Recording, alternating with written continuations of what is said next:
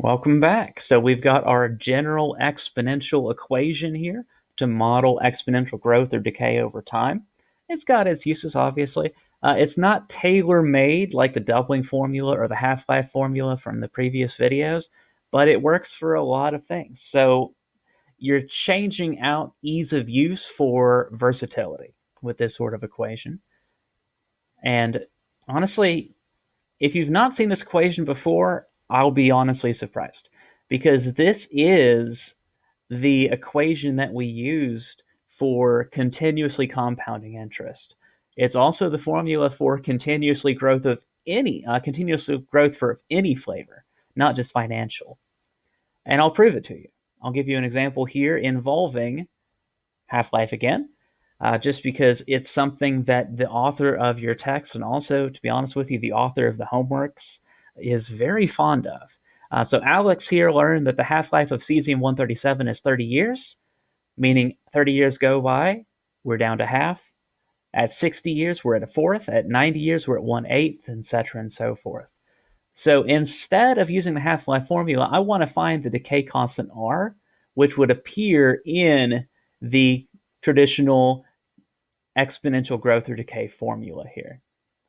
So I am using A, the amount at the end of some period, to be 50%. 0.5 goes in there. 100% or 1 goes in for P. E is, of course, just whatever number E is, 2.7, 1828, etc. And since I'm going down to 50%, that means T is 30 years. So I've got that. I'm putting that into my equation here.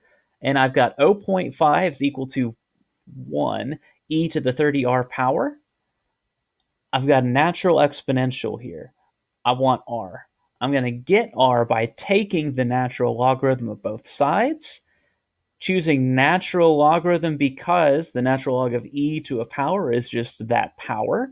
So I'm looking at 30r equals the natural log of 0.5.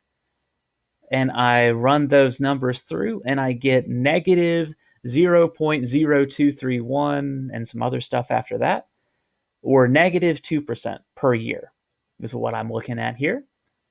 And that's my decay constant. I can then take that decay constant, plug it back into this formula, and use it to find out other values. That's why we would solve for R. Anyway, that is our decay constant. It is by year, and I think that's pretty much all you need to know. It's negative, of course, because we're going down, right? If we were growing at a rate, it would be positive. We're decaying, it's negative. And that's really it here. So I think we'll stop here, and we will change gears and get more into a practical thinking standpoint about logarithmic scales in the next video.